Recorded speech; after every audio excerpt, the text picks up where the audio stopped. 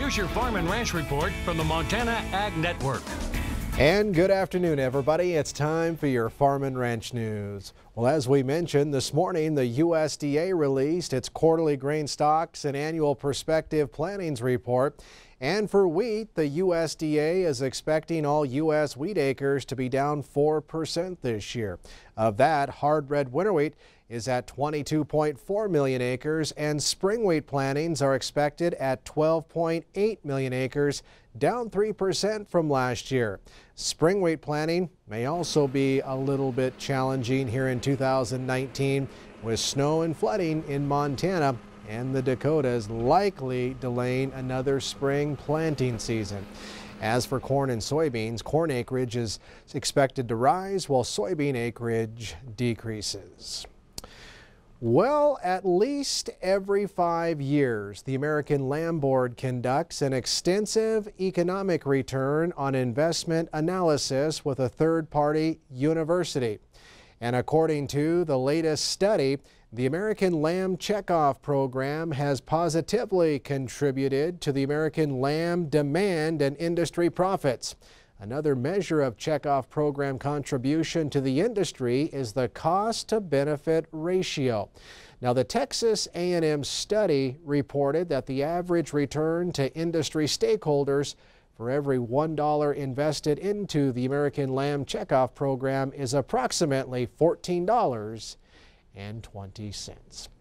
And a bill sponsored by State Representative Ross Fitzgerald out of Fairfield that'll double the maximum cap on how much Montana farmers can be charged for the wheat and barley checkoff has been signed into law by Governor Bullock.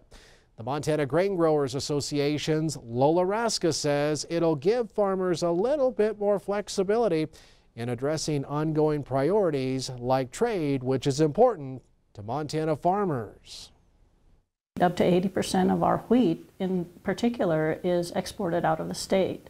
So the market development funds that are used for that area specifically are to educate our consumers over in foreign countries on what we provide, ask them what their consumers need. We want to match that up. And so the research plays into that too, so that the varieties that we're growing here meet what our consumers need. And it's important to remember that House Bill 151 only increases the cap, which, by the way, has only happened in 1983 and 2003, not the actual assessment.